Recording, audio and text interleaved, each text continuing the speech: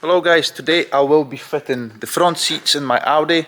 As you all know, I had to send them down to Raf Trim in Birmingham. Rafa, who did a bit of trimming on the backrests. I'll show you there the results. Right guys, round number 2, ding ding. I've got the airbag back from Airbag Team. They sorted the horn situation, I think. So I'm going to clip it in and see if it's sorted. It was Friday and I actually got a fright when the horn went off.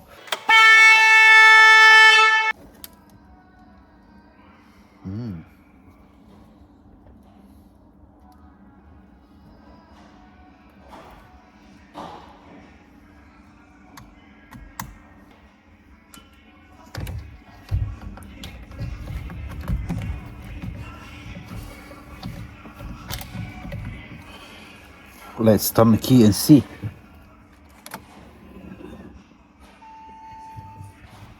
No issue whatsoever, that's it sorted. Another step forward with the Audi. Must have been an issue with the wiring. Airbag Team never told me what the problem was, but it was either the pins that activate the horn on the back that were constantly clipped on, activating the horn, or the actual wiring. They asked me to send the wiring, the original wiring that I had with the airbag, to them so they could test that. So I'm gonna try to email them and see what the problem was, but that's sorted now. As you all know, I had to send them down to Raf Trim in Birmingham. Rafa, who did a bit of trimming on the backrests. I'll show you there the results. So all he was doing is putting diamond stitching to match the back sofa.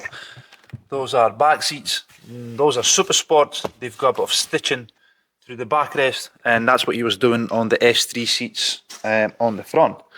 I really like the supersport look, and I think Rav did a very good job in stitching them to match the back.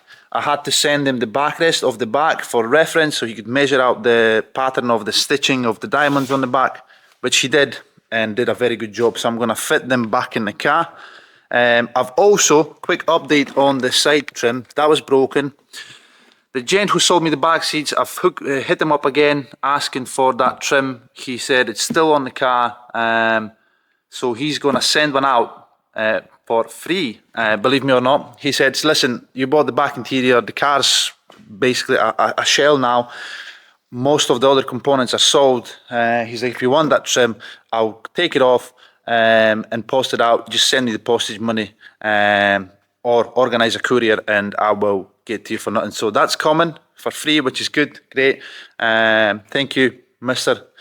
eBay seller, for hooking me up with a free side trim. But like I said, it's broken there, and as you can see, I've fitted it on the car for now until I source one. But like I said he'll give me one for nothing, so that's coming now. So we're kind of done with the interior. I'm gonna go ahead and fit the front seats, fit the back backrest, and yeah, that'll be us done with the interior. I've also asked the gent about the convertible top. As you know, my rear glass is smashed because those little supports deployed with an accident, piercing through the glass. I still didn't get round to finding out a company near Glasgow that does that kind of glass fitting, because it's stitched into the roof. So I've asked him if he maybe's got the whole top and I can buy it cheap and it saves me having to put a glass in. However, his is sold it as a whole unit, so it still leaves me with a back glass to fit.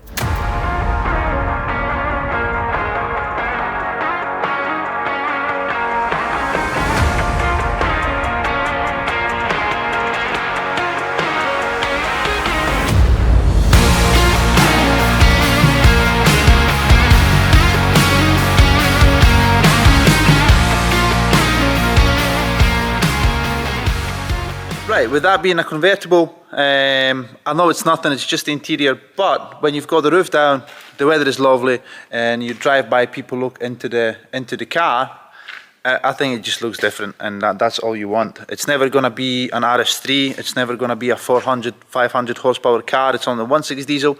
But visually, when it comes to the cosmetic look of the interior, I think it looks really, really nice.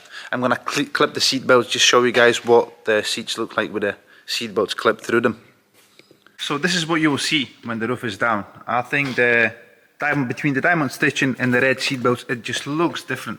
I really, really, really like the look, and I'm really, really happy. As you all remember, the dash was deployed, all the airbags. The seats were just plain cloth, just like so. Well, we designed through them, but it's nothing compared to this. It just looks different, and that's all that matters. That's all I wanted with the interior, just so when I've got the roof down and I'm driving by, it just stands out. Like I said, it's never going to be an S3. Right guys, I know it sounds stupid. I'm like a kid on Christmas Day unboxing his presents, but I must sit in the car. I've waited for this moment a long time. So yeah, here we are. I am officially done with the interior. Let's put the red seat belts on. And boom, there we are. Me sitting in my fake RS3 convertible. I know a lot of you will ask the question, why would you spend so much time and money on just a basic A3 and do all the conversion and stuff? I'll tell you this, it gives me pleasure. I love cars, I always loved cars, I always worked on cars and motorbikes, and this is what I do for a living. So being able to do a wee project on the side and share it with you guys, show you how it's all done, it just makes me happy, and I think this is what life is all about, doing something that makes you happy. Plus I will have a lot of fun times driving the car. I know it's just a 1.6 diesel, it's not the fastest of cars. I'm just enjoying a ride, having the top off on a sunny day. I think it will give me a lot of pleasure, it will make me happy, and this is what life is all about. Plus, like I said, I get to share the whole journey with you guys. Interior is all done. Next step is the full respray. I think I'll be respraying it in Nardo Grey or Pure Grey, not sure between the two yet. Nardo Grey is a bit darker, Pure Grey is slightly lighter, but it's a solid grey colour. I think it will look nice on the Audi, but like I said, interior is done, the front end is dry built, I've got all the parts there. I still need to fit the crash bar on the front. I used the old crash bar to pull the car back into place. I've ordered a new crash bar from Audi, and believe me or not, second hand on eBay, the cheapest crash bar that I found was I think £199 plus postage. Automatically in my head I started thinking the crash bar must be super expensive from Audi, but how wrong was I? It was only £149 plus VAT, which work out the same price as the cheapest one on eBay, but it's a brand new part, no brainer. So what I would say, guys, when you're doing your project, always get a part list from Audi. Hit Audi up with your reg or your VIN number, ask them for a price list and availability on all the parts that you need. They'll send you a pro forma kind of invoice estimate sheet with the part numbers, with prices, and then you can compare them online, because sometimes you'll be baffled to find that stuff from the dealer is actually cheaper, which is what I find with doing this project. But like I said, the front end is dry built. I'm going to fit the crash bar today. I'm going to fit the scuttle panel with the window wipers back on. I had to remove them to adjust the hinges on the bonnet. That's all done.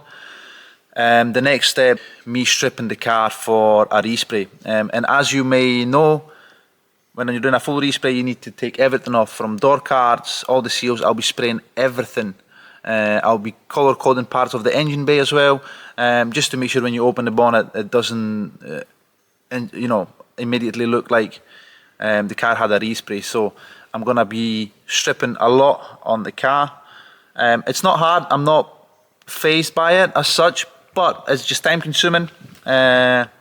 Like I said, the key is to make sure that when I strip, let's say the door, I have a separate box for all the parts and screws for the door, so when it comes to me building it, I don't need to figure out what screw goes where. So it's just time consuming. Let me know in comments what you think about the colour. I was fighting with myself for a long time. I thought I'm going to keep it white because white looks not too bad on that car. And I'm going to do gloss black details. And then I went to Narrow Grey, then Pure Grey. Then I was respraying a Toyota. I can't remember the name of the colour, but it was red, light red metallic with pearl in it. It was just, the colour was amazing, so I thought I'm going to do that. And then, believe me or not, I was thinking about doing it in a kind of army green colour and the matte finish. So I'm still not set on the Nardo Grey or Pure Grey. So if you know any colours that you think that Audi would look nice in, leave me a wee comment and maybe I'll spray that colour. Let me know what you think, guys.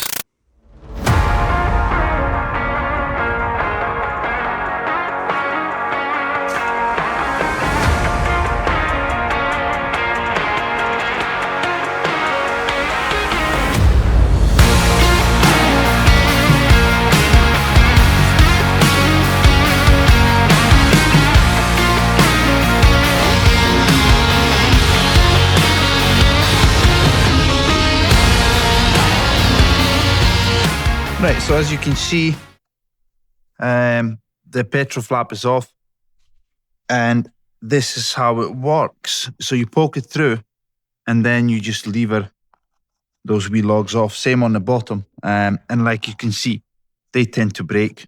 But what happens is you're not damaging the actual quarter panel, so they are really single use. We're gonna salvage the lock.